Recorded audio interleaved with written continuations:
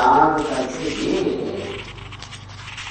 ज्ञान में स्थित हो जाओ। एक अद्वितीय वस्तु है, वही मैं हूं, इस बुद्धि को स्थिर कर लो। ये प्रथम उपदेश है।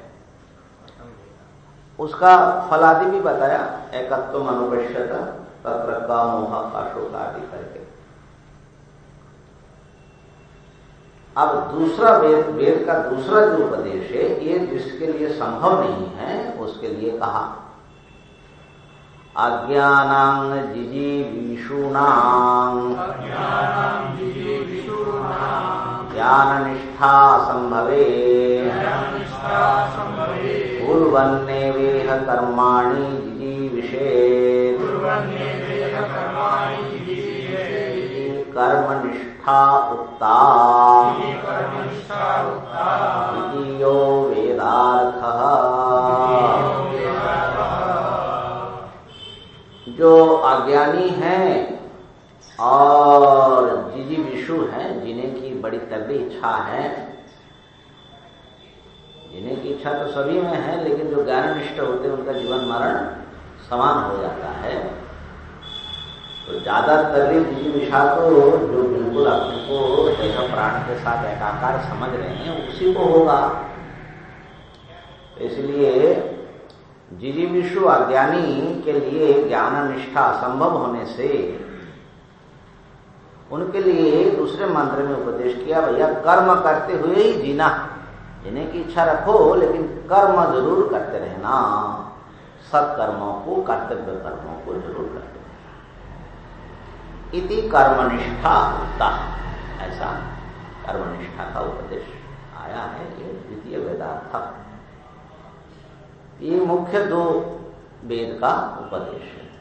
इसी उपदेश के आधार पर ही वेद का दो भाग हो जाता है, कर्मकांड और ज्ञान कांड। ये सारा माने सार जो है भगवान भाष्यकार बता रहे हैं। जीवन जीने की ये दो ही पद्धति हैं, ज्ञाननिष्ठा या कर्मनिष्ठा। ये बात भगवान ने भी गीता जी में बताया ना, लोकेस्मिन् द्विविधा निष्ठा पुरा प्रोक्ता मया नघ। ये दो ही रास्ते हैं, दो ही निष्ठा है, चाहे इसमें रहो चाहे इसमें रहो।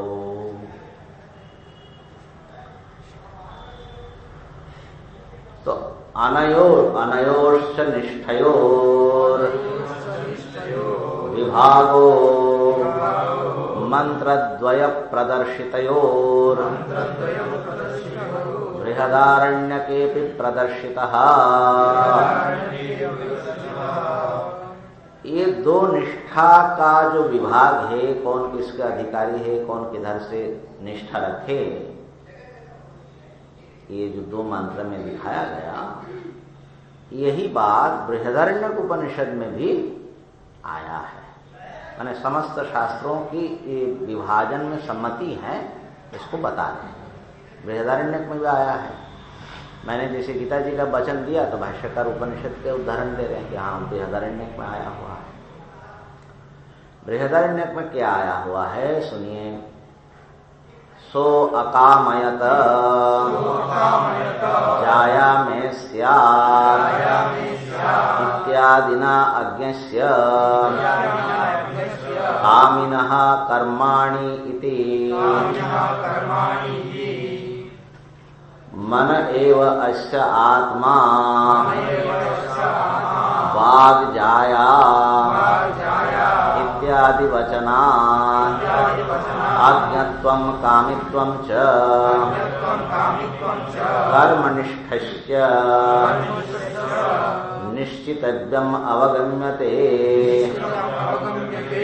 तथा च तत्फलं सप्तान्न सर्गः तेषु आत्मभावेन आत्मस्वरूपावस्थानम्। कर्मनिष्ठा वाला विभाग बृहदारण्यक में कैसे दिखाया वो देखिए। सो अकामयत जाया में स्यात् करके ये दिखाया है। ये बृहदारण्यक के प्रथम अध्याय में ये सप्तान्न ब्राह्मण वाला जो प्रसंग है, पांचवा, तो उसमें एक चतुर्थ में आया है, नंबर दिया है किसी ने? चतुर्थ ब्राह्मण में और उसके बाद पंचम ब्राह्मण में फल। तो उसमें ऐसा वर्णन आता है, देखो इंसान के दो रास्ते कैसे हो जाते हैं। आत्मैव इदम् अग्र आसीत् एकमेव अद्वितीयम्। अकेला व्यक्ति ही था, आत्मा माने यहां व्यक्ति। और फिर जो है उसको अच्छा नहीं लगा अकेले में,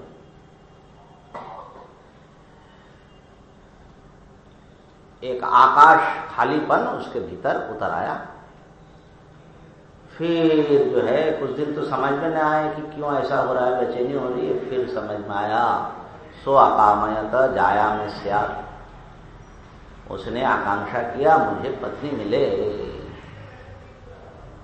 जाया में स्यात्। पत्नी की आकांक्षा क्यों किया? कहा कि उसके भीतर घुसा हुआ है, उस आकांक्षा के भीतर अथ प्रजाएय, जिससे मैं संतान के रूप में, बच्चों के रूप में मैं जन्म ले सकूं। और फिर जो है बोले तो कामना की दो शाखा हो गई, जाया ऐषणा पुत्रेषणा। बोले लेकिन इतने में होगा नहीं ना, जाया आ गई, बच्चे आ गए, खिलाएंगे पिलाएंगे कैसे? तो फिर जो है अथ वित्तम में स्यात्, धन की आकांक्षा है, वित्तम में स्यात्। वित्त से क्या करोगे? अथ कर्म कुर्वीय, घर परिवार का प्रतिपालन करेंगे, दान ध्यान करेंगे। जैसे एक गृहस्थ व्यक्ति को उज्जवल जीवन जीना चाहिए, उसके लिए धन की जरूरत है। तो वित्ताकांक्षा और फिर कर्माकांक्षा, इहलौकिक कर्म और पारलौकिक कर्म। तो इस प्रकार से इसको बोलते पांच, माने पांच का समुदाय। व्यक्ति, स्त्री, पुत्र, वित्त, कर्म, ये पांच। पंचायत के बिना कैसे होगा, है ना? तो ये जो है, अच्छा तो कर्म आदि करेगा, तो इसलिए यहां पर भाष्यकार कर सो अकामयत जायाम स्यात् इत्यादि ना, इन सब मंत्रों से अज्ञस्य कामिनः कर्माणि, जो अज्ञानी है और कामी है वो इस प्रकार के कर्मों में, कर्तव्यों में लगे, ये दिखाया। अच्छा वहां पर इतना भी विचार हुआ, मान लो किसी अज्ञानी है, कामना रही गृहस्थ बनने की, लेकिन उसकी शादी वादी हुई नहीं, बेचारा करेगा क्या? ज्ञान के अधिकारी तो बना नहीं। तो कहा कि उसके लिए भी एक रास्ता बताया, मने वैसे आत्मा वाग जाया इत्यादि वचना। वहां पर बताया कि वो अपने आप को मन, जो उसका अपने आप मन, वो तो मन को ही आत्मा मानता है ना, असली आत्मा का तो ज्ञान है नहीं।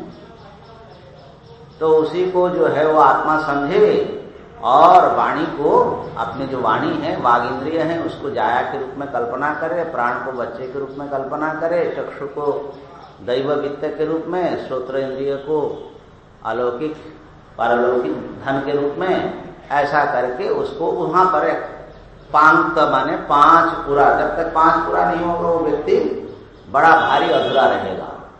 तो इस प्रकार वो चिंतन करके, उपासना करके अपने कमी को दूर कर सकता है। हाँ, कर्म देखना पड़ेगा, पूरा याद तो नहीं है, लेकिन है पांच जो है। तो ये पांचम यहीं पर देख लेता हूं।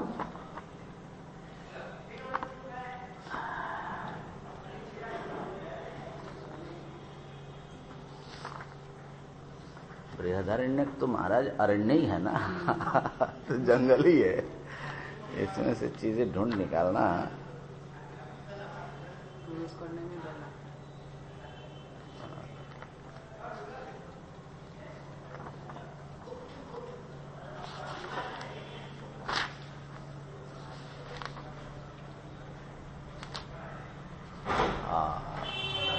इसमें जो है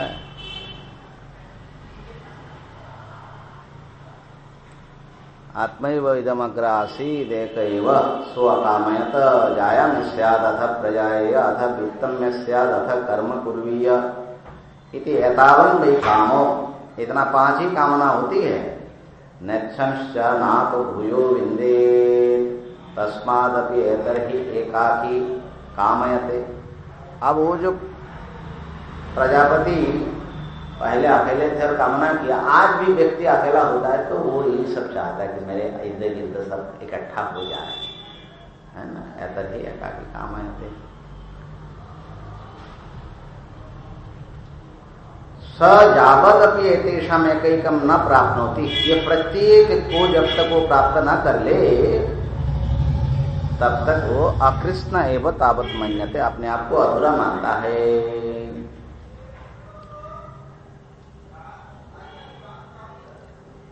और वो पूर्णता के लिए तस्य कृष्णता मन एवं स आत्मा वाग जाया प्राण प्रजा चक्षुर्मानुषम वित्तम चक्षुषा ही तद्विंदयते श्रोत्रम दैवम श्रोत्रेण ही तत्शृणोति आत्मैवास्य कर्म आत्मना ही कर्म करोति। माने कि शरीर ही कर्म माना गया, क्योंकि इसी से कर्म करता है ना।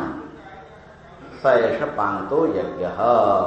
इसलिए इस प्रकार से शरीर को कर्म मान लिया। तो अब ये एक रास्ता, जिस रास्ते में व्यक्ति जाने अनजाने में चल पड़ता है। वेद पढ़े ना पढ़े इस रास्ते में चलता। हाँ, पढ़ने से उपदेश लेने से उसका कर्म में समझ में एक स्पष्टता आ जाती है कि हम लोग कैसे चले जा रहे हैं।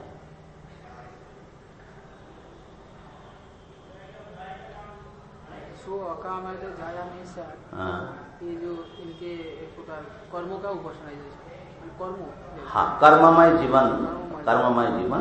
जो मन का जो आत्मा नाम मान करके बात को जया मान करके जो उपासना, वो चिंतनात्मक है। चिंतनात्मक है माने उसको अगर बाहर ये सब नहीं मिल रहा है और बड़ी छटपटाहट है, ज्ञान के मार्ग पर भी चल नहीं रहा है, तो क्या करेगा? ये विद्या उपासना, एक प्रकार की उपासना है, उससे उसकी पूर्णता होगी। अच्छा, तो मन एवं इससे आत्मा भाग जाया इत्यादि वचनात्, इस वचन से अज्ञत्वम, वो जो अज्ञानी के लिए उपदेश है, क्योंकि मन ही इसकी आत्मा है, ऐसा बताया। मैंने असली आत्मा को उसने आत्मा नहीं समझा, तो अज्ञत्व उसकी सिद्ध हो रही है, श्रुति सिद्ध कर रही है।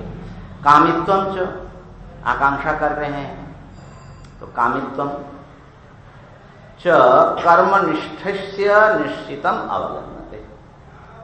अगर वो अज्ञानी न हो और कामना उस पर न जाके तो कर्म तक पहुंचेगा क्या वो? माने सो अकामयत जायामस्या, ये शाखा चलते चलते कर्म तक पहुंचे ना। तो इसलिए अगर वो अज्ञानी नहीं होगा और कामना नहीं होगी तो उसमें अविद्या और काम मूलक कर्म की शाखा आएगी नहीं। सो अकामयत, तो एक्चुअली जो सो है सृष्टि के पूर्व में जो आत्मा है वही तो ठीक है, वही 5 प्रकार कामना कर रहे हैं। हाँ, और इसलिए हम लोग माने समष्टि जो प्रजापति हैं उन्होंने भी ऐसा किया जिसके देह है, और इसलिए आज भी हर व्यक्ति उन्हीं का तो हिस्सा है। प्रकृति में कुछ ऐसी चीज है तभी तो हम लोग वैसे ही प्रकृति के अनुसार ही चले जाते हैं ना। तो समष्टि में नहीं होगा तो हमारे में कहां से आएगा? तो ये धातु ही इससे बना है हमारा। हम अभिमान करके अपना सृष्टि मानते हैं, लेकिन एक्चुअली उनकी ही सृष्टि है ये सब काम। अच्छा, चलो अभी इसको देख लेते हैं। तो कर्मनिष्ठस्य निश्चितम अवगम्यते, कर्मनिष्ठ के लिए अज्ञानी होना और सकामी होना ये निश्चित है। कर्मनिष्ठा के रास्ते पर वही चल सकता है जो अज्ञानी हो और सकामी हो। तथा च तत्फलम, और उसका जो फल भी बताया वो क्या फल है? वो इन सब अपनी योजना पर चलता रहा जीवन भर, सत्कर्म किया, कुर्वन् नैवेह कर्माणि को ये उपदेश को माना, उसका फल क्या होगा? फल बताया 5वें ब्राह्मण में सप्तान्न सर्ग, 7 अन्न को बनाएगा। इस पे चर्चा आप लोगों ने खूब किया। तो सप्तान्न सर्गेषु, 7 अन्न का बनाया हुआ जो कुछ भी लोक है, शरीर आदि, साधारण अन्न से शरीर बना तो इसका भोग्य हो रहा है। फिर प्राण, मन, वाक, ये सब जो आत्मा का अन्न है। फिर दूध पिया तो सारा अन्न का वो पा रहा है कि नहीं पा रहा है? तो इसका फल है 7 अन्न में आत्म भावेन आत्मस्वरूप अवस्थानम, इसी को वो आत्मा मानता है और आत्मा मानकर के इसी में वो अवस्थान करता है। ये उसका फल है। अर्थात जब आप सत्कर्म आदि करोगे, चाहे देव योनि में जाओ चाहे मनुष्य योनि में आओ, तो आप अंततः जहां पर आओगे शरीर, इंद्रिय, मन, बुद्धि, वाणी इत्यादि में आत्मभाव, ये मैं हूं और ये मेरे हैं। क्योंकि जीवन भर आपने वही चिंतन किया ना, आपकी उपासना तो वही रही जो पूर्व जन्म में इसी शरीर को आपने आत्मा माना, स्त्री को अपना माना, पुत्र को अपना माना, कर्म को अपना माना। तो उस चिंतन का फल जो है पुनः एक इसी प्रकार की कोई घर परिवार गृहस्थ वाला बन करके उसी में आत्मभाव से अवस्थान करोगे। इससे बाहर दूसरे जगह पर जाओगे किधर से? क्योंकि इसी को पुष्ट किया आपने। समझ में आई बात? क्या चल रहा है रहस्य दुनिया का? कैसे हम लोग जो है अपने आप को ये सब चीजों में लगे भी रहते हैं और फंसे भी रहते हैं। तो आत्मस्वरूपेण अवस्थान, इस आत्मस्वरूप में माने देहात्म स्वरूप में वो अवस्थान करेगा। ये तो कर्मनिष्ठा के रास्ता और उसका फल भी बता दिया। अब ज्ञान निष्ठा की बात बता रहे हैं। जायादि एषणात्रय संन्यासेन चात्मविदां कर्मनिष्ठा प्रातिकूल्येन आत्मस्वरूपनिष्ठैव दर्शिता किं प्रजया करिष्यामो येषां नोऽयमात्मायं लोकः इत्यादिना।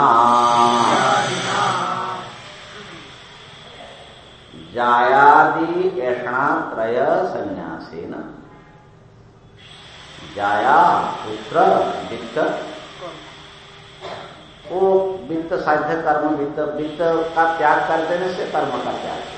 इसलिए पुत्रैषणा, वित्तैषणा और लोकैषणा। पुत्रैषणा में जाया को डाल दिया, पुत्र और पत्नी एक ही ऐषणा का 2 शाखा है। और वित्तैषणा और कर्म फल के लिए लोकैषणा, इसमें 5वां अंतर्भाव हो जाता है।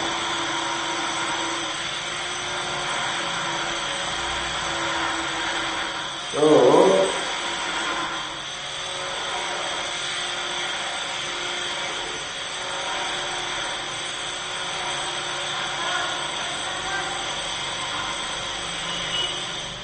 ऐषणात्रय संन्यासेन च आत्मविदां, आत्मा को जो समझने लगा है, समझ रहा है और उस आत्म स्वरूप में निष्ठा को प्राप्त करना चाहता है, ऐसा आत्मवेत्ता कर्मनिष्ठा प्रातिकूल्येन, कर्मनिष्ठा के विपरीत रूप से आत्मस्वरूप निष्ठा।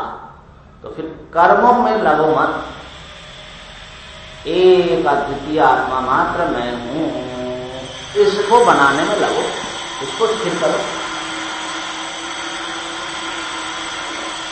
अब देखो दोनों निष्ठा कितने विपरीत है। कर्म करने के लिए अपने को देहादि के साथ अभिमान जोड़ करके तभी कर्म होगा, मैं कर रहा हूं, कर्ता भोक्ता आदि का अध्यास करके। और एक अद्वितीय शुद्ध परमात्मा रूप मैं हूं। ये देह इंद्रिय आदि समस्त नाम रूप केवल मात्र माया कल्पित है, सच्चा नहीं है, एक स्वप्न के समान। ऐसा समझना तो जो विपरीत बात होगी ना, दो प्रकार जैसी होगी, दो बिल्कुल अलग अलग स्थिति है दोनों की। इसीलिए लोकेश्वर विविधा निष्ठा होता है।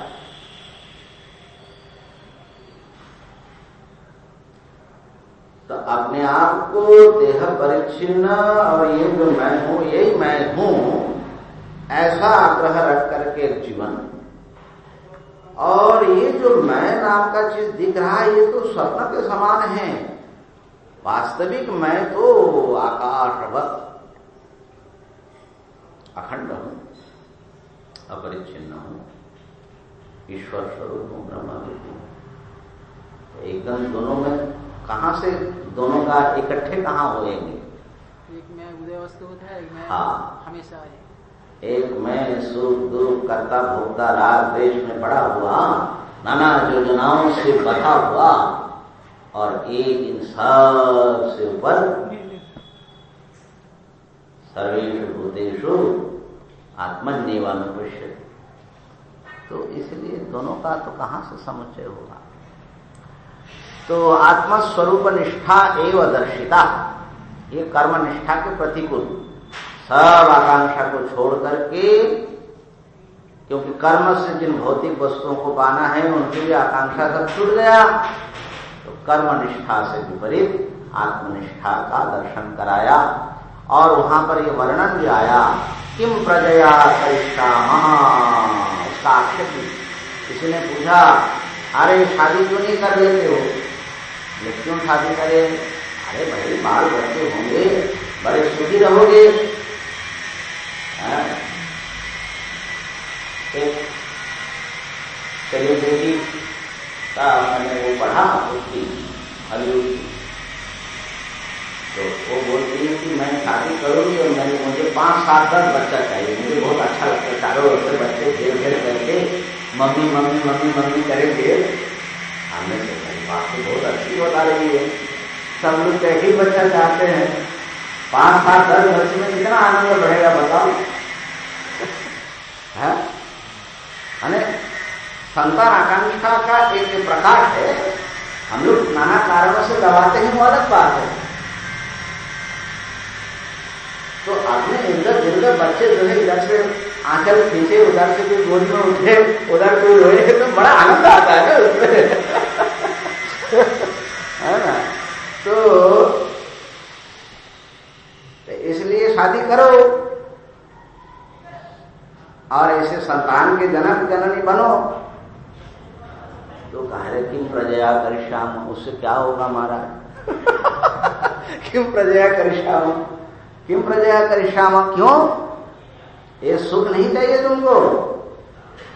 नहीं चाहिए। जैशाम नः अयम आत्मा अयम लोका, अरे जिसने इस अद्वैत आत्मा रूप लोक को, सुख को प्राप्त कर रहा है, इसके सामने तो सारा सपना के समान है, कुछ है। तो जिसके यह आत्मा ही लोक्यते अवलोक्यते, माने सुख रूप भोग बन गया, आत्मा स्वरूप का उपभोग जो कर रहा है, अपने आप को सारा विश्व व्याप्त रूप में और सच्चिदानंद अनंत आनंद के रूप में अनुभव कर रहा है, वो ये अनित्य सुख के पीछे भागेगा। कुछ दिन तो काम वाम करोगे, फिर सब बच्चे इधर उधर उड़ जाएंगे, तब क्या करोगे बुढ़ापे में? फिर तैयारी करो अगले बार के लिए। है ना? तो इस प्रकार से चलना है कि दूसरे तरफ से चलना है।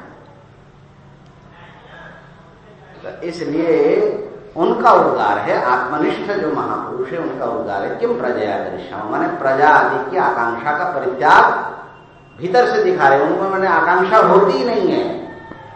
क्यों? क्योंकि इसका जो सुख है ये अनित्य है, और ये देहाभिमान को केंद्र में रख करके, माने एक अंधकार का सुख है।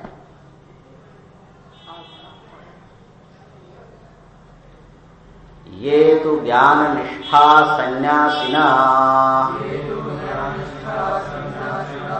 तेभ्यः असुर्या नामते इत्यादिना अविद्वन्निन्दाद्वारेण आत्मनो याथात्म्यम् सपर्यगात् इत्येतदन्तैर् मंत्रैरुपदिष्टम्।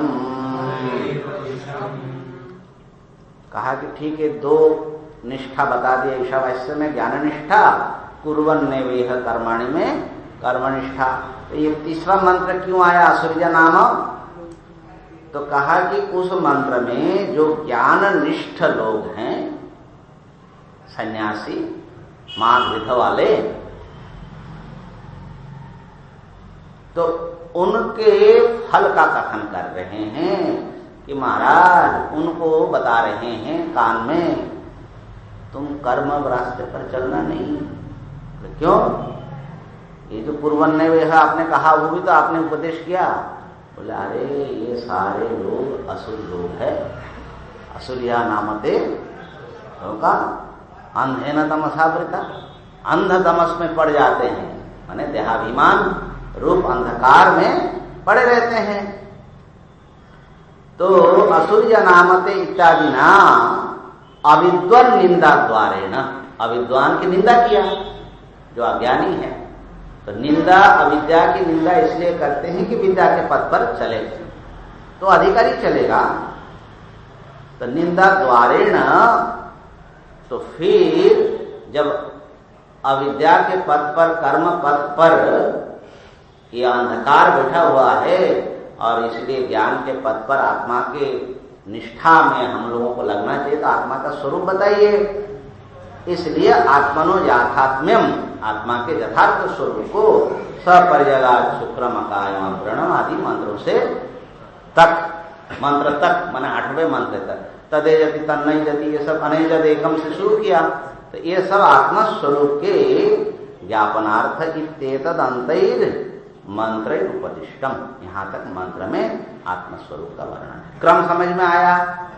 पहले ज्ञान निष्ठा का कथन, फिर कर्म निष्ठा का कथन, और उसके बाद तीसरे मंत्र से ज्ञान की निष्ठा प्राप्त करने के लिए पहले अज्ञानी की निंदा की, अविद्वान की, और फिर आत्मा के स्वरूप का वर्णन हो गया।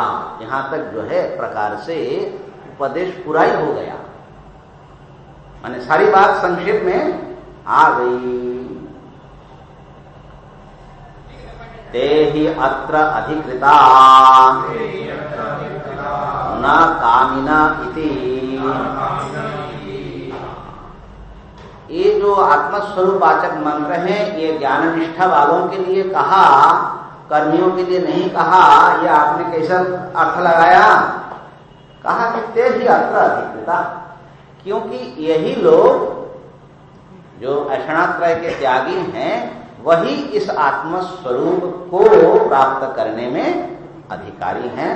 ते ही अत्र अधिकृता न कामिनः, जो कामना वाले हैं वो नहीं, क्योंकि वो तो कामना की पूर्ति में लगा रहेगा कि इसमें लगेगा, तो वो अधिकारी नहीं है। इस प्रकार से बृहदारण्यक में ज्ञान निष्ठा और कर्म निष्ठा का समर्थन दिखाया। इसी प्रकार अन्य उपनिषदों ने भी इस बात को कथन किया। माने ये भारतवर्ष के जो वेदांत परंपरा और तन्मूलक धर्म है, ये दो पद बिल्कुल स्पष्ट यहाँ पर दिखाया गया। तथा च श्वेताश्वतराणां मंत्रोपनिषदि अत्याश्रमिभ्यः परमं पवित्रम्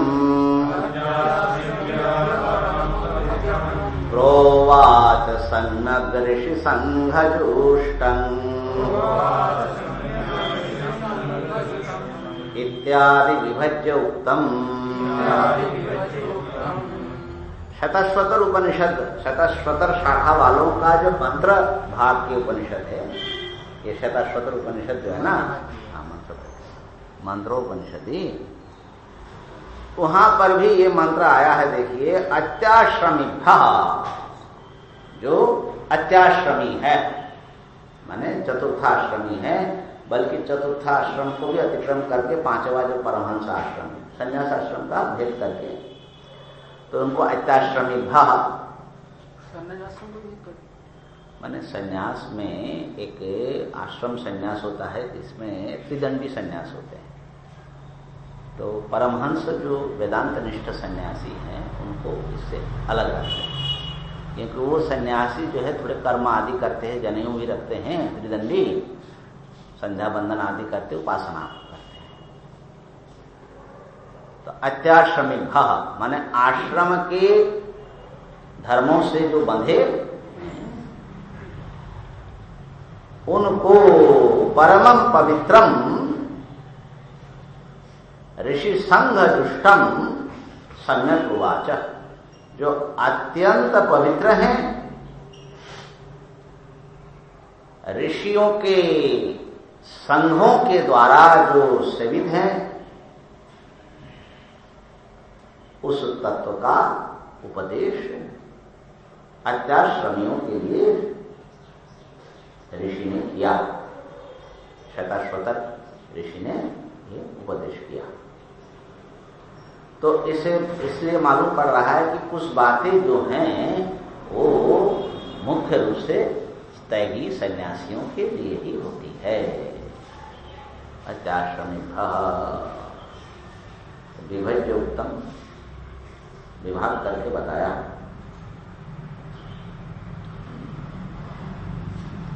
वेदांत विज्ञान सुनिश्चितार्था संन्यास योगाद्यतय शुद्ध सत्ता ते ब्रह्मलोकेषु परान्तकाले परामृता परिमुच्यन्ति सर्वे। शताश्वतर में ये सब प्रसंग आया और इसमें नहीं होगा। आपके पास है?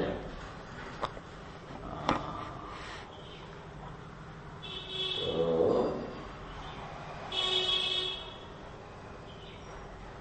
ये चारों जो आश्रम है वेद का स्वीकार करते हैं, और जो चारों आश्रम से ऊपर जो हताश्रम है ये किसका मानना है?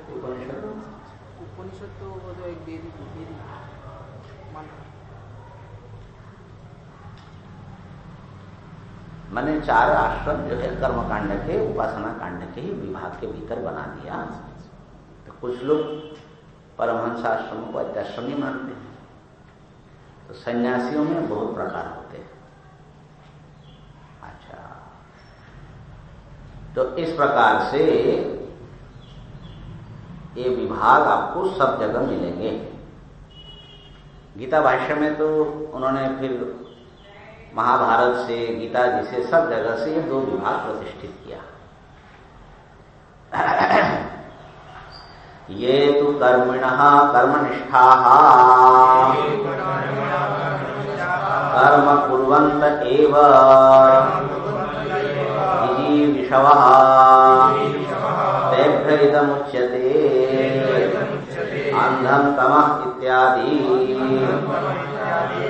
जो कर्मी हैं, कर्म निष्ठा रख करके, कर्म निष्ठा वाले हैं, कर्म करते हैं, करते हुए ही जीना चाहते हैं, उनके लिए ये जो अंधम तम प्रविशन्ति, अभी जो ये सब मंत्र हम अभी जो चालू हो रहे हैं, ये उनके लिए हैं। इदम उच्यते अंधम तमः इत्यादि। कथम पुनरेवम अवगम्यते न तु सर्वेषाम् इत्युच्यते अकामिनः साध्य साधन भेदोपमर्देन यस्मिन् सर्वाणि भूतानि आत्मैवाभूत् विजानतः तत्र को मोहः का शोकः एकत्वमनुपश्यतः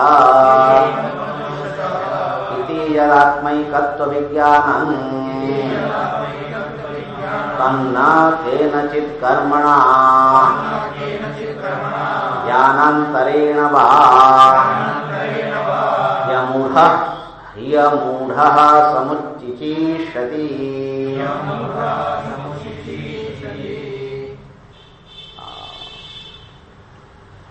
आपको कैसे मालूम पड़ा? कथम पुनरवगम्यते, ये आपने कैसे कह दिया? न तो सर्वेशाम, ये सबके लिए नहीं, आगे का मंत्र खाली कामियों के लिए है, ज्ञान निष्ठा वालों के लिए नहीं है, ऐसा आपने कैसे समझा? कहा कि देखिए, अकामिनः, जो अकामी है, आत्मनिष्ठ, साध्य साधन भेदोपमर्देन, उनके लिए साध्य और साधन, कर्म करना और उससे कुछ प्राप्त करना, इनका भेद उपमर्दित हो जाता है, मिट जाता है। बल्कि मिटा करके उनको कैसा ज्ञान प्राप्त होता है? यस्मिन् सर्वाणि भूतानि आत्मैव भूत, जहां पर सब एक आत्मा ही हो जाता है। तत्र को मोह का शोक है तत्व अनुपश्यत इति, इस प्रकार यद आत्मैकत्व विज्ञानम, सब का भेद उपमर्दन करते हुए जो आत्मैकत्व विज्ञान उनको मिलता है या उनको प्राप्त होता है, उस आत्मा ज्ञान, अद्वैत आत्म ज्ञान का किसी भी कर्म के साथ में अथवा अन्य किसी ज्ञान के साथ में समुच्चय, समन्वय करके चलना चाहिए, ऐसा अमूढ़ तो नहीं चाह सकता। जो बुद्धिमान है, जो समझदार है, वो तो ऐसा नहीं चाह सकता है। क्या बोले? जो आत्मविज्ञान है, उस आत्मविज्ञान के साथ किसी कर्म का अथवा किसी ज्ञान का समुच्चय होना चाहिए, तब तुमको तुम्हारा जीवन सफल होगा, फल मिलेगा। ऐसा समुच्चय कोई बुद्धिमान विवेकी नहीं इच्छा रखता। जो मूढ़ है वो तो कह सकता है।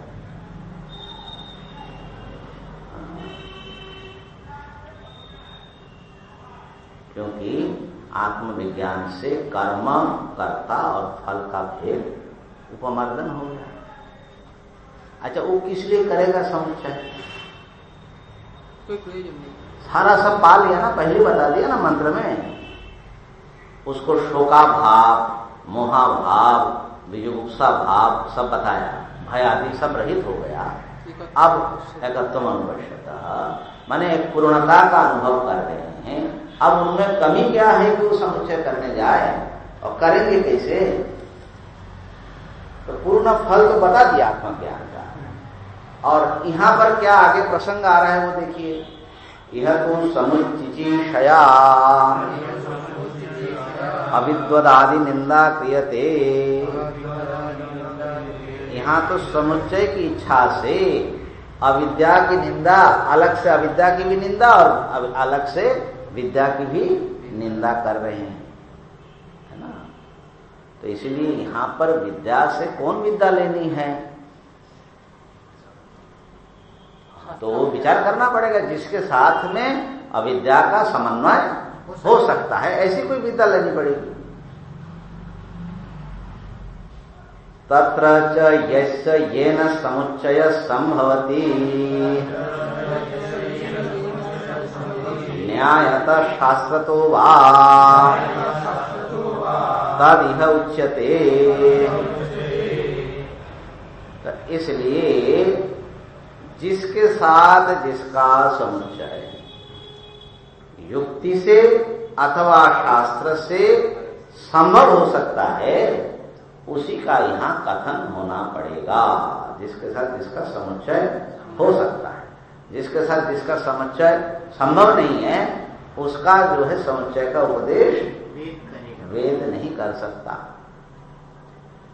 प्रकाश और अंधकार का समुच्चय करके चलो, ऐसा हो सकता है? ऐसा नहीं हो सकता है। हाँ, समुच्चय तो हो सकता है बहुत जगह पर, देखो, सीमेंट और सरिया दोनों मिला करके भवन बनाना, अकेले सीमेंट से भी ठीक नहीं बनेगा और खाली लोहे से भी नहीं बनेगा। सीमेंट और सरिया का समुच्चय तो हो सकता है। तो जिसके साथ जिसका समुच्चय होने से दोनों में ताकत बढ़ जाए, योग्यम योग्य न योजयेत, है ना। ऐसे पति के साथ ऐसे पत्नी को जोड़ो जिससे दोनों के ताकत में वृद्धि हो। अब ऐसा ही जोड़ दिया कि दोनों एक दूसरे का जान ही खा रहा है तो कैसे होगा। न्यायतः और शास्त्रतः जहां प्राप्त हो भैया वहां करो।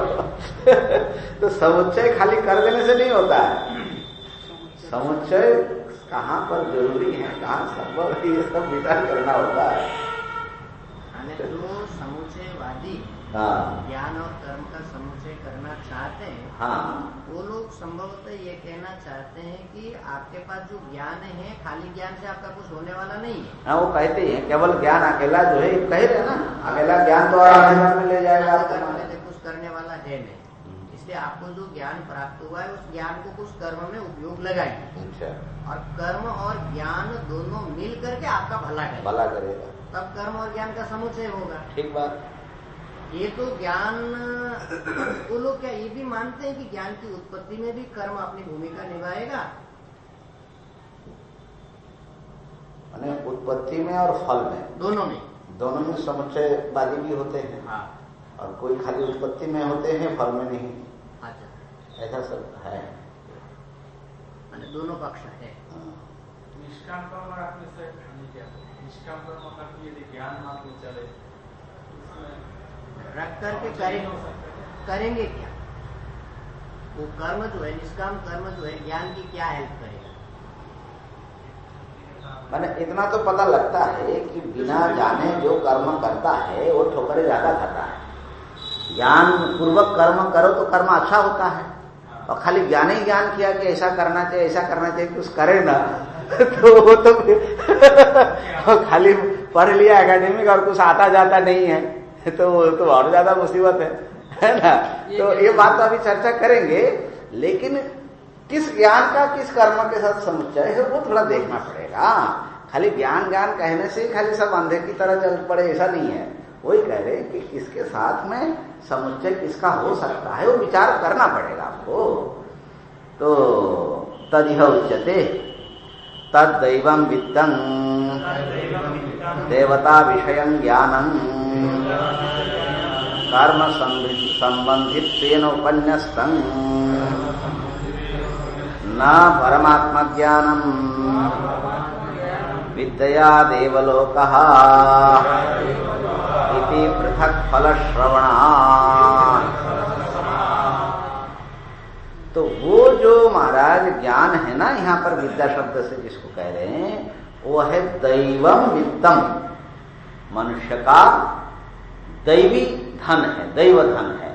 माने एक होता है इहलौकिक धन, एक होता है पारलौकिक धन। भैया इहलौकिक धन तुम्हारे बैंक में करोड़ों हो, जब जाओगे तो कोई काम आएगा नहीं वो, तो इसीलिए वो पारलौकिक धन का भी थोड़ा सा जेब में डालकर रहना चाहिए। तो दैवम वित्तम, तो दैवम वित्तम जो है वो क्या है? देवता विषयम ज्ञानम। भैया देवता है, भगवान है, उसके शरणागति, उसका आश्रय लो, ऐसा ज्ञान भी जीवन में आवश्यक है। नहीं तो फिर आगे वो दरिद्र बना रहोगे। हाँ ना, हाँ अंधम तमा में चले जाओगे।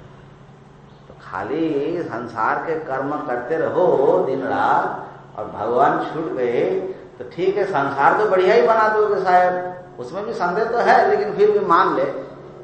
लेकिन फिर दैव वित्त नहीं होगा, खाली बस यहीं पर सब है, आगे तो खाली खाली है ना। तो दैवम वित्तम बताया उसको, देवता विषयम ज्ञानम। ज्ञान का स्वरूप वर्णन करेंगे आगे। ये कर्म संबंधित्वेन उपन्यासम, ये ही कर्म के साथ समुच्चय संबद्ध हो सकता है। तुम्हारे कर्तव्य के साथ भगवान की भक्ति का समुच्चय हो सकता है। न परमात्मा ज्ञान, परमात्मा विषयक जो ज्ञान है, ये देवता कहने से अपने से भिन्न रूप में जब ईश्वर को देखते हैं तब देवता कहा जाता है। उपास्य जिनसे फल की आकांक्षा रखते हैं, और जब अपने आत्मा के रूप में ईश्वर को देखते हैं तो उसको परमात्मा ज्ञान बोलते हैं, माने अद्वैत ज्ञान। तो आत्मा का ज्ञान है ना, अपना स्वरूप का ज्ञान है। तो इस ज्ञान के साथ कर्म का संबंध नहीं हो सकता, क्योंकि ये ज्ञान ऐसा है कि मैं कर्ता भोक्ता हूं ही नहीं, मुझे किसी फल की जरूरत ही नहीं है, परिपूर्णता की स्थिति। तो इससे तो कर्म निकलेगा नहीं। तो कर्म संबंधित न उपन्यस्त न परमात्मा ज्ञान विद्या देवलोक, विद्या से, ये क्या होता है बीच बीच में, विद्या से, अच्छा उसकी बैटरी भी जा रही है। देवलोक इति पृथक फल श्रवणा, विद्या से देवलोक की प्राप्ति होती है। जब ऐसी भक्ति करोगे तो कहाँ पहुंचोगे? भगवान के जो आपकी देवता उपास्य है, उपास्य लोक में जाओगे। उपास्य से सामीप्य, सालुक्य, सारूप्य, साजुज्य प्राप्त करोगे। यही होगा फल उसका। इति पृथक फल श्रवणा, उसका फल अलग बताया गया और परमात्मा ज्ञान का फल बताया गया। तत्र को मोह तयोर ज्ञान कर्मणोर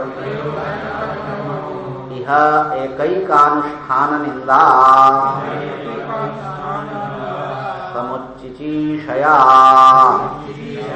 न निंदा परा एव एकैकस्य पृथक फल श्रवणा। यहाँ पर ज्ञान और कर्म की जो बात आई है, दोनों के एक एक के अलग अलग अनुष्ठान की निंदा कही गई। जो केवल कर्म करता है वो अंधकार, घोर अंधकार में जाता है। जो केवल ज्ञान में लगा रहता है वो उससे भी ज्यादा अंधकार में चला जाता है। तो ये जो निंदा कर रहे हैं, ये निंदा समुच्चिचीषया, दोनों को जोड़ने की इच्छा से निंदा कर रहे हैं।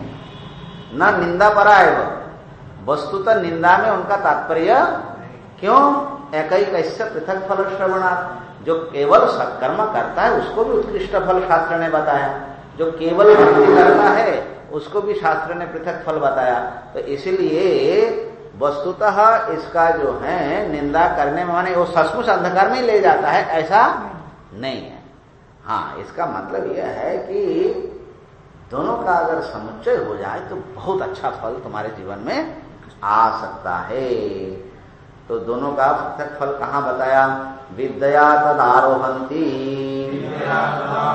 विद्या देवलोकः न तत्र दक्षिणायन्ति कर्मणा पितृलोकः इति नहि शास्त्रविहितं किंचित् अकर्तव्यताम् ईयात्। देखो, विद्या से वहां चढ़ जाता है महाराज। हाँ हाँ, एकदम वहां तक पहुंच जाएगा, देवता के ब्रह्मलोक आदि तक। और विद्या देवलोक कहा, भगवान के लोक में पहुंच जाते हैं। न तत्र दक्षिणायन्ति, ऐसा लोक है दक्षिण की ओर जाने वाले लोग वहां पहुंचते नहीं है, दक्षिणायन। हाँ ना, तो ये विद्या का फल बताया। और कर्मणा पितृलोक, कर्म से पितृलोक में, केवल कर्म से पितृलोक में पहुंचता है। तो केवल कर्म का फल पितृलोक प्राप्ति है और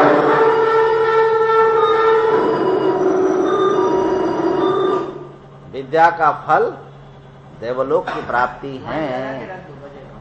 इति नहीं शास्त्र विहितम किंचित अकर्तव्यतम यात। इस प्रकार से शास्त्र ने जिन कर्मों को करना सिखाया, शास्त्र ने जिस उपासना को करना सिखाया, उनमें से कोई भी अकर्तव्य नहीं हो सकता, माने व्यक्ति के लिए दुखकारी नहीं हो सकता, अकल्याणकारी नहीं हो सकता। इसलिए वो कर्तव्य ही है। इसलिए निंदा का अर्थ मान लो उसको वास्तविक अर्थ में नहीं लेना। हाँ, जैसे कहते हैं कि भैया अब हम लोग जब वेदांत की प्रशंसा करते हैं, अरे वेदांत के सामने न्याय और व्याकरण क्या है? कर्मशास्त्र कुतो ज्ञानम, धर्मशास्त्र को तो ज्ञानम है ना, क्या है बताओ? अब व्याकरण के पास जाओगे, अरे महाराज मुखमेव नास्ति, हाँ काणादम पाणिनीयम च सर्वशास्त्रोपकार, सारे शास्त्र का प्रदीप है। देखो वेदांत पढ़ो, जाओ बाबा बन जाओ तो पढ़ो, यहाँ क्या करना है? तो अब देखो व्याकरण की निंदा जो है वो इसका मतलब ये नहीं कि व्याकरण का कोई फल नहीं है, या वेदांत की निंदा का मतलब ये नहीं है कि वेदांत सचमुच निंदनीय कोई चीज है। तो जब किसी की प्रशंसा करनी होती है तब किसी दूसरे की निंदा के द्वारा उसमें थोड़ा वजन लाने की कोशिश होती है। इसलिए नहीं निंदा निंदम निंदितुम प्रवर्तते। अगर शास्त्रीय कोई कर्म है, शास्त्रीय कोई अनुष्ठान है और उसकी निंदा अगर शास्त्र ही कर रहा है तो उस निंदा का निंदा में तात्पर्य नहीं है। वो किसी को विधान करना है, उसकी तरफ ध्यान आकृष्ट करने के लिए कर रहे हैं। तो यहाँ पर इसलिए जो अविद्या करके और विद्या करके जिसकी चर्चा की वो दोनों ही अनुष्ठेय है, लेकिन एक साथ अनुष्ठान करोगे तो अधिक होगा। ओम पूर्णमदः पूर्णमिदं पूर्णात् पूर्णमुदच्यते पूर्णस्य पूर्णमादाय पूर्णमेवावशिष्यते। ओम शांति शांति शांति। ओम ब्रह्मा